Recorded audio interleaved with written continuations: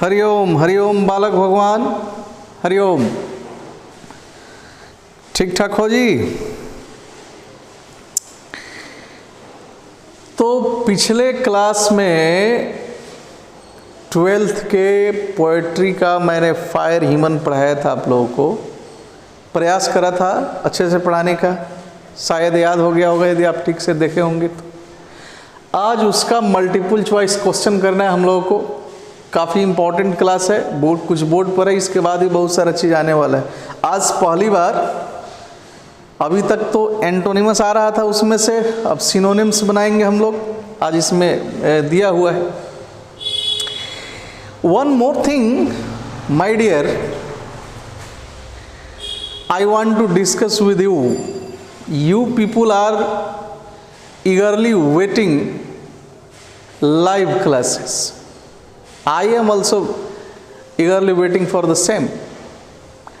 But that is not in my hand, my dear. That is something else, that we are now the family of more than 1000 subscribers. But I will have to seek permission from YouTube.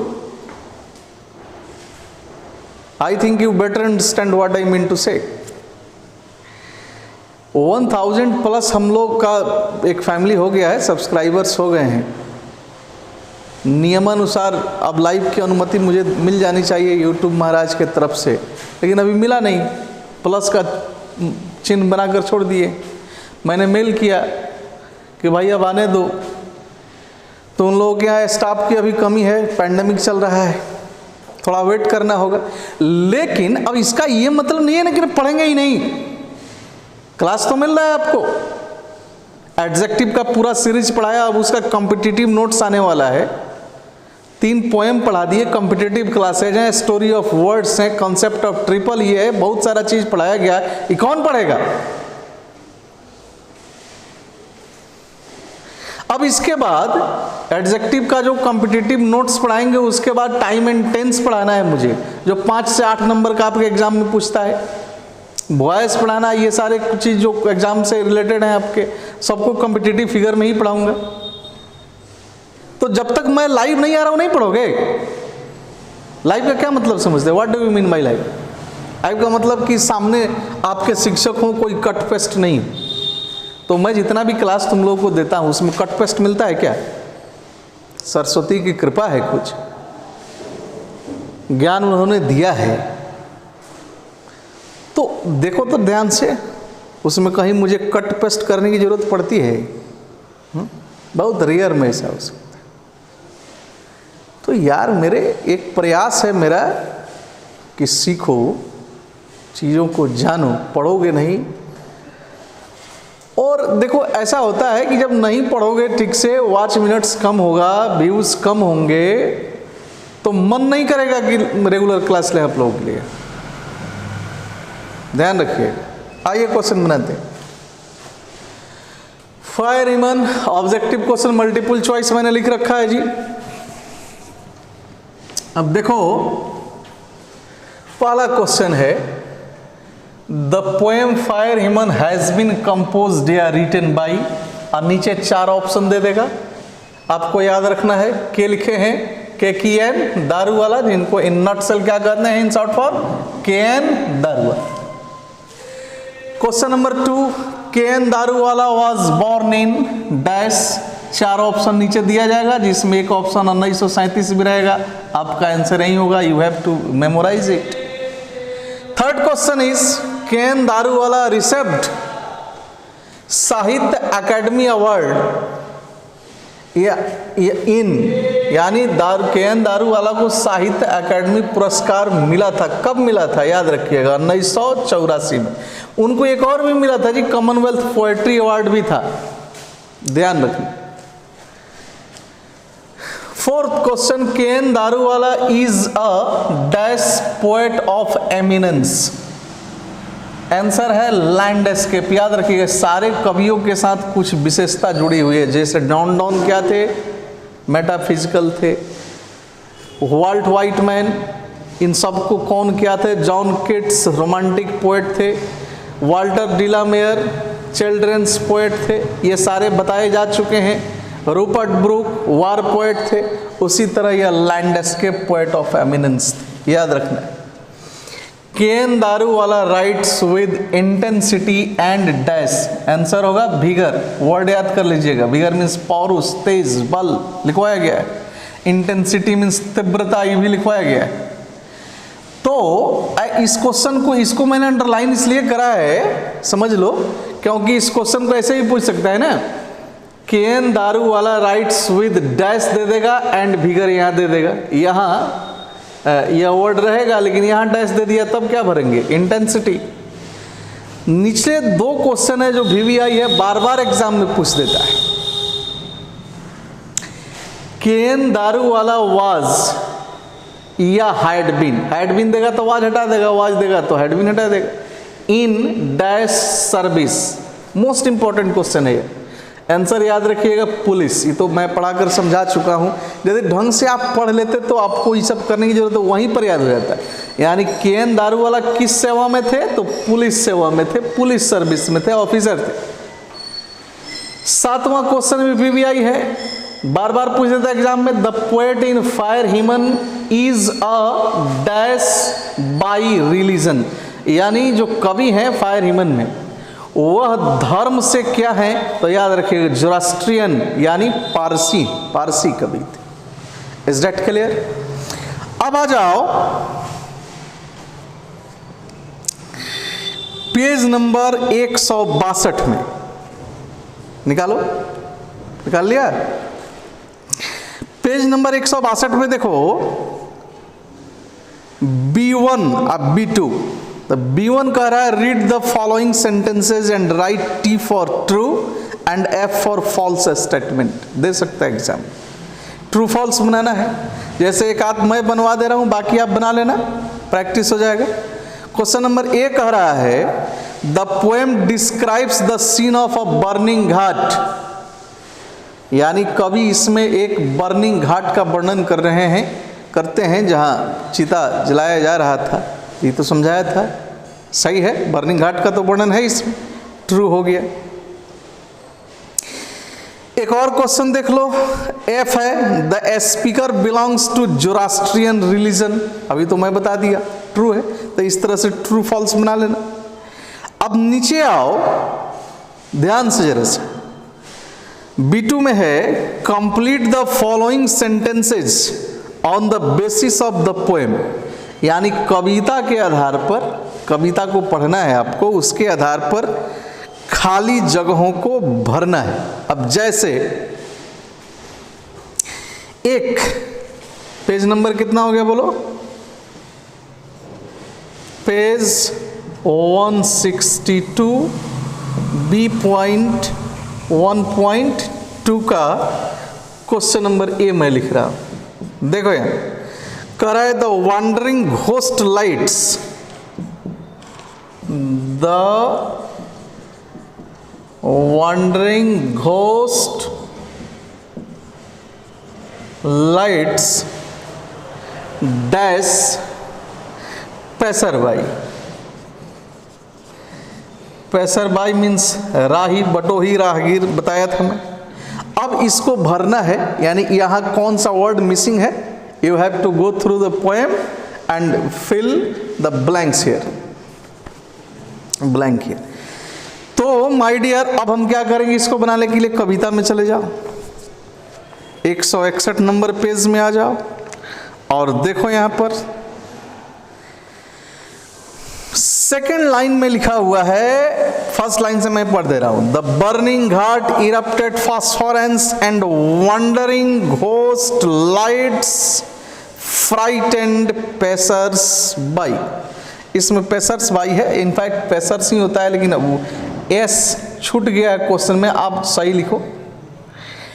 तो pacers by के पहले wondering ghost lights आ गया, dash दिया और उसके बाद pacers by लिखा। तब पेसर्स बाई के पहले पढ़ लो कि कविता में कौन सा वर्ड यूज हुआ है, फ्राइटेंड यूज हुआ है, यानी आपका आंसर क्या होगा? फ्राइटेंड। Is that clear? इसी तरह से इसको भी बना लेना कॉपी पर। और बनाओगे तो याद भी हो जाएगा यार फाइनली। और यही सब मिलाकर हम समरी भी लिख लेते हैं, खैर तो अलग से मैं कराऊंगा भी। बी है the grey ass that dash all, तो देख लेना आस के बगल में क्या लिखा हुआ है, इस तरह से इसको भरो, कॉपी पर बनाओ। अब आ जाओ, बड़ा इंपॉर्टेंट क्वेश्चन करना है आज हम लोगों को, पेज नंबर 164 में। Make patience, just a moment. 164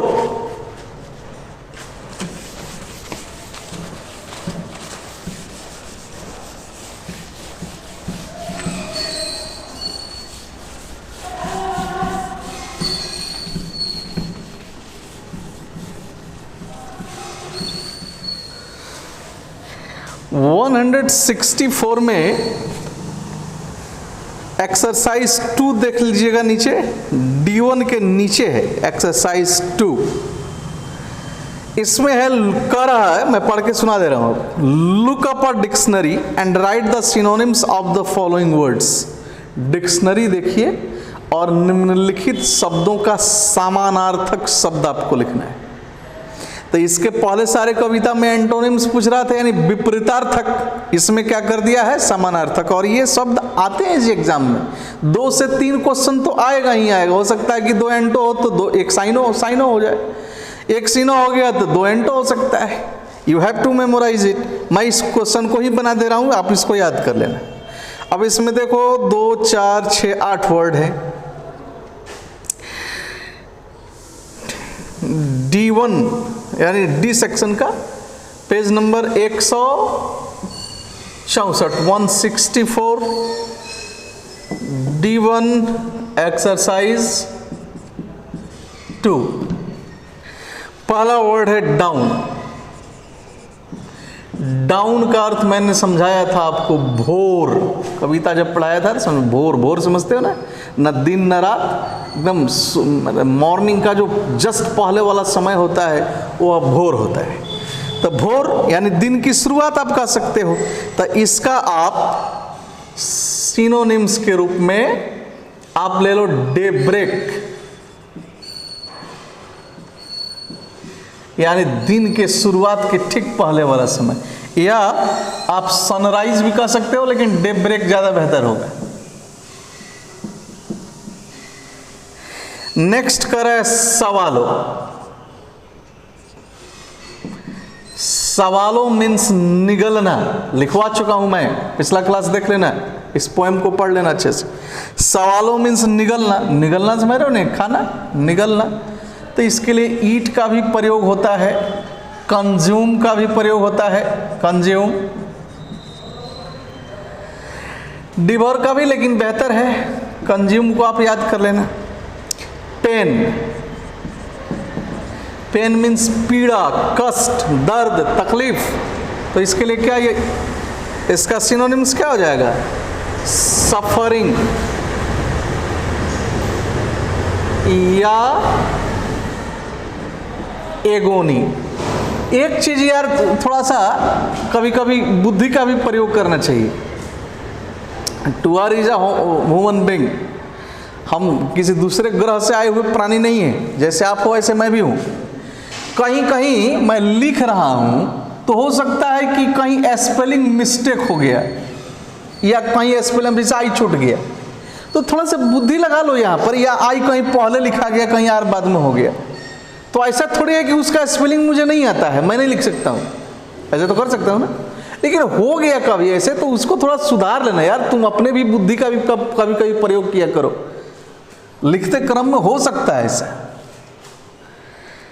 तो ये सब देख लीजिएगा, सफरिंग या एगोनी यानी समानार्थक है, ध्यान में रखिएगा, जो अर्थ इसका होगा वही अर्थ इसका होगा। साइलेंस है उसके नीचे, साइलेंस तो जानते हो ना यार, शांत, चुप। इसका 2 लिख सकते हो, क्वाइट, जैसे कहा था ना कीप क्वाइट यानी शांत रहिए, या कीप साइलेंस शांत रहिए। तो कीप साइलेंस भी हम कहते हैं, कीप क्वाइट भी कहते हैं, या क्वाइटनेस भी कह सकते हैं, इसमें एन ई डबल एस भी जोड़ सकते हो। अब आ जाओ लूजिंग। लूज मैंने खोना होता है। इस कविता में था, देखो,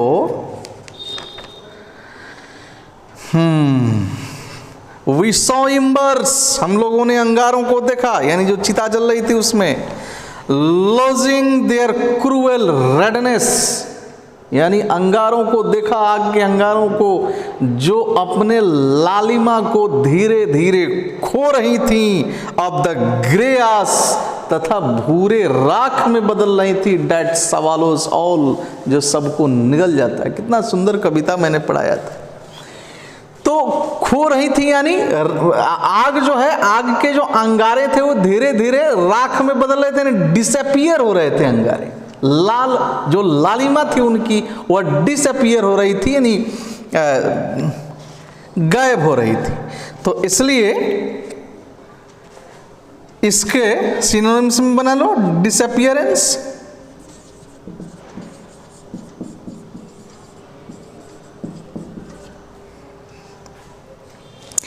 उसके नीचे है forget. Forget my dear, forget means भूल जाना। तो भूलने का क्या मतलब हुआ? नहीं याद करना, यानी not to remember. Next, nearest. Nearest means सबसे नजदीक का, जानते हो, इसके लिए मैं 2 लिख दे रहा हूं। नियर बाई यानी नजदीक का, या एट हैंड, या एक इडियम में चला जाता है। एट हैंड मीन्स भी होता है निकट या नजदीक या पास में ही। बड़ा सुंदर ही वर्ड है, इस तरह का आगे क्लास लेने वाला हूं। अरे लेना तो बहुत है यार, फिगर ऑफ स्पीच लेना था, एनडीए का क्वेश्चन बनवाना था, एयरफोर्स का, तो पढ़ ही नहीं रहे हो तो क्या बनवाओ और क्या पढ़ा। आ जाओ अब, हाँ, एक सेव भी है। सेव, सेव मैंने बचाना, जानते हो। तो इसके लिए आप 2 ले सकते हो, रेस्क्यू या डिफेंड। क्रिकेट देखता होगा ना, उसमें सुनता हो कमेंटेटर बोलता है कि डिफेंसिव खेल रहे हैं। डिफेंसिव यानी सुरक्षात्मक खेल रहे हैं, यानी विकेट को बचा रहे हैं, क्योंकि दर्शक और लग गया है। तो रेस्क्यू या डिफेंड, बेहतर है कि रेस्क्यू याद रखना है। ये हो गया, कितने हो गए जी? 8 क्वेश्चन था। 1 2 3 4 5 6 7 8, हाँ यस हो गया। इसको याद कर लेना। अब इसलिए भी याद करना है कि 3 पोएम मैं पढ़ा दिया। अब नेक्स्ट क्लास में तीनों से मिलाकर मैं पहले ही बता चुका हूं, टेस्ट लूंगा आप लोग का ऑब्जेक्टिव क्वेश्चन का, मल्टीपल चॉइस में। तीनों पोएम से कौन कौन, याद रखिएगा। एपिटेप, द सोल्जर, फायर ईमन। Is that clear? उसके ठीक नीचे आ जाओ। अब D2 में, D2 में एक मैं बनवा दे रहा हूं, बाकी अपने से बना लेना, ये आसान है।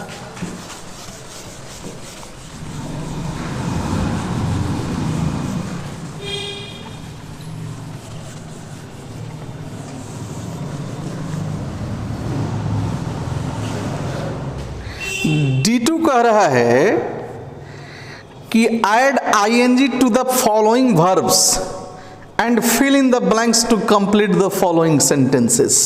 अब जैसे 3 2 5 5 वर्ड दिया है, यह D2 है। 5 वर्ड दिया है, पेज नंबर 164 का ही है। लूज, उधर दे दिया एस्ट्रॉल, तीसरा दे दिया है कुक, चौथा दिया स्वेयर, अब 5वां दे दिया ब्रेक। अब आपको क्या करना है कि सब में आईएनजी जोड़ लेना है। क्या जोड़ लेना है? आईएनजी, यानी यहां लूजिंग, यहां स्ट्रॉलिंग, यहां cooking, swearing, breaking, sorry break दिया है तो आईएनजी जोड़ोगे तो ब्रेकिंग होगा। सब में आईएनजी जोड़ लेना है, तब सेंटेंस के हिसाब से उसको भरना है। जैसे एक क्वेश्चन मैं बना दे रहा हूं ए। अब इसका क्वेश्चन नंबर ए कह रहा है, देख लो ढंग से, the dash news was quite sensational। या इस क्वाइट का अर्थ होगा बिल्कुल, सेंसेशनल।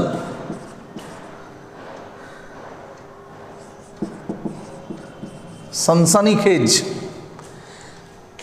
तो यहां पर आईएनजी तो समझ जोड़ना है, यहां लूजिंग होना चाहिए कि स्ट्रॉलिंग की कुकिंग की स्वेयरिंग की ब्रेकिंग। बोलो क्या होगा, बोलो, इतना तो बना सकते हो ना। समझ रहे हो कि न्यूज है तो न्यूज है तो ब्रेकिंग होगा, ब्रेकिंग न्यूज कई बार सुना भी होगा, इस तरह से बना लेना। ऐसे हिंदी स्ट्रॉल का हिंदी में लिखवाया था टहलना, चहलकदमी करना। कुक मीन्स खाना पकाना जानते हो, स्वेयर मीन्स कसम खाना, शपथ लेना या शपथ लेना। उसी तरह दूसरा है, इसका बी है, people were in long Q for dash gas. तो गैस के लिए क्या यूज करोगे, कुक में आइए जोड़ेगा, यानी कुकिंग, कुकिंग गैस। इस तरह से 5 क्वेश्चन है, आप अपना बना लेना। 165 नंबर में क्वेश्चन है, वो तो खैर गड़बड़ ढंग से दे दिया है इसको। अभी प्रीपोजिशन भरना है, तो प्रीपोजिशन अभी पढ़े नहीं हो, पढ़ाऊंगा उसको भी। सब चीज़ तो पढ़ोगे ही, हर चीज़ पढ़ोगे यार, और ढंग से पढ़ोगे। अफसोस है कि एडजेक्टिव का इतना बढ़िया सीरीज मैंने चलाया, उसको ठीक से नहीं पढ़े हो तुम लोग। अब इसके बाद वाला क्लास ध्यान में रखना, कॉम्पिटिटिव नोट्स ऑन एडजेक्टिव। क्या होगा, कॉम्पिटिटिव नोट्स ऑन एडजेक्टिव। और ये सारे जो पढ़े रहेंगे, जब एनडीए का क्वेश्चन बनवाएंगे या नेवी वगैरह का, वहीं लोग खटखट बनाएंगे जो ये सारे ढंग से पढ़े हैं, जितना मैंने पढ़ाकर, जितना वीडियो अपलोड किया है एडजेक्टिव से रिलेटेड, या इसके बाद वॉइस आने वाला है, time and tense, lots of things are to come, it to come. तो उम्मीद है कि बात समझ गए होंगे। थोड़ा जब देखने बैठिए वीडियो तो शुरू से अंत तक देखिए, उसमें चरगुना स्पीड में मत सुनिए, थोड़ा आराम से सुनिए, कोई हड़बड़ी नहीं है। कहीं आपको अभी मंगल ग्रह पर पहुंचना है, इतना जल्दीबाजी नहीं है कि पहुंचने की इच्छा करिए आप। जब समय आएगा तो जाइएगा, पढ़िए, तमाशा कर माथा रोक करके रख दिया है। चलो, thank you very much, God bless you all. एक बार राधे राधे बोलो। Have a great day everybody.